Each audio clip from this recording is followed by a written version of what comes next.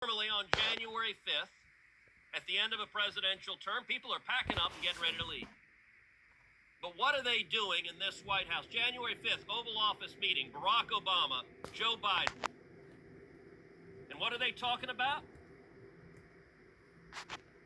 Surveillance directed at the incoming National Security Advisor. What do we know now also?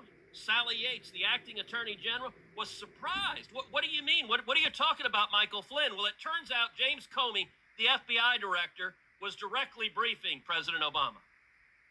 Sally Yates has said she learned about it from Barack Obama. Picture this for a second.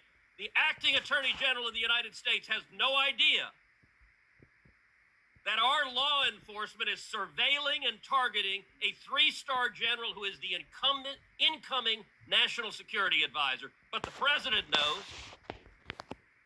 Why was Jim Comey briefing Barack Obama directly on the targeting of their political opponent? Senior senator from California asked, why is Jacob Lew on this list? Why is Samantha Power on this list? Because every damn one of them unmasked Michael Flynn, put in multiple orders. These are senior political players in the White House and the Obama administration. They're on their way out the door. They get along.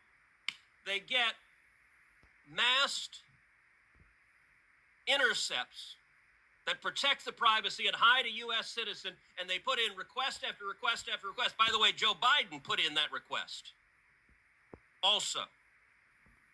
Why are they trying to unmask Michael Flynn? January 5th was the day after the FBI on January 4th had concluded there's no basis to investigate Michael Flynn. We're going to close the case. And by the way, they didn't just say it. They prepared the report saying, we're closing the case because there's no evidence here. Because we interviewed everyone, and there's no derogatory evidence. There's no basis to be targeting this guy, who is the incoming national security advisor for the president. January 4th is when the FBI says to close it. January 5th, there's James Comey in the Oval Office saying, we're going after him.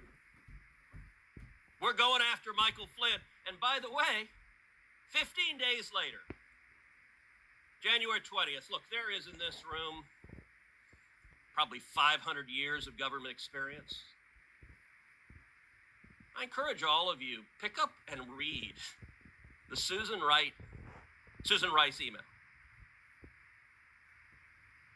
Number one, it's January 20th, 2017. Everyone here knows what that date means. The very last day of the Obama administration. There's a new guy getting sworn in on the steps of the Capitol. We were all sitting there.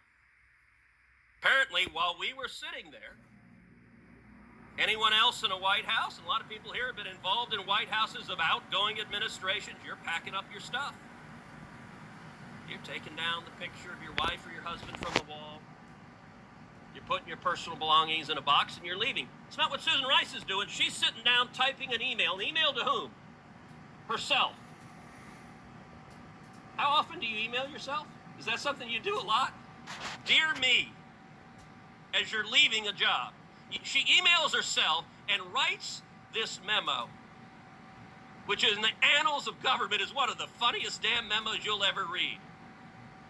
Dear me, the investigation of Michael Flynn is by the book. Let me be clear, it's by the book. Did I mention it's by the book? 3 times she uses the phrase by the book. Any of you ever played poker? There's something called a tell.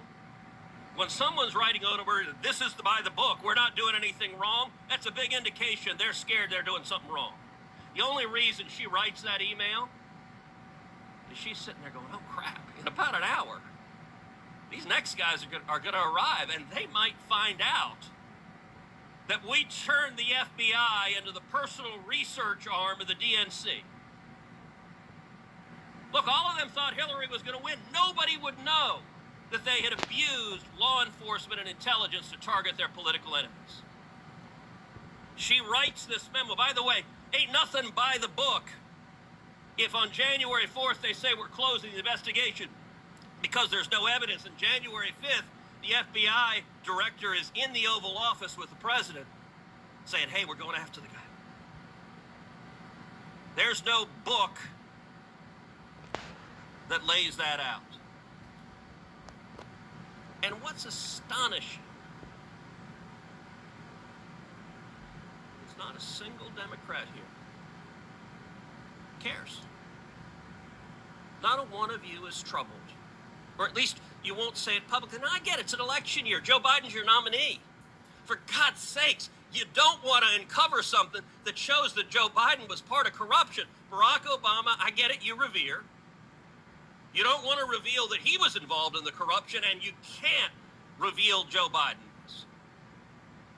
So yesterday's hearing, we got Rod Rosenstein, the number 2 guy at DOJ, who on every answer is like, I didn't know. I didn't know. No, I didn't know that. No, I didn't know that. I didn't know that. I didn't know what I was signing was completely false. And what was amazing about the questions from the Democrats is none of y'all cared. You're just like, oh, let's ask about something else. Let's ask them. No, don't talk about this. Look, this committee ought to care. And let's be clear, we had a lot of talk about if the shoe were on the other foot. Pause for a second and imagine how you would feel if Donald J. Trump was doing exactly what Barack Obama and Joe Biden did. So right now, you guys copacetic with Trump putting wiretaps on the Joe Biden presidential campaign? Everything cool if Trump has the FBI send in agents wearing wires to the Joe Biden campaign? That's all good.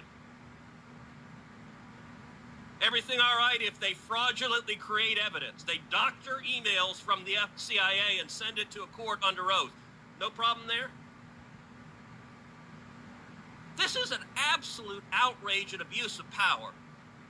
And by the way, to be clear, because I'm sure someone on Twitter will say now Kruz has called for using the FBI to go after Joe Biden. No, to the contrary. Law enforcement and intelligence ought to be apolitical. We should enforce the law regardless of party, and this committee ought to be deeply concerned. It's not about revisiting the Mueller report. Was there a partisan, deliberate decision that we're going to use the machinery of government to go after and target our political opponents? Because there's more and more evidence that looks like it was, and that ought to concern everyone on this committee, because I guarantee you what one administration abuses, another administration is going to abuse, and that is dangerous for this country. Okay, Senator Whitehouse.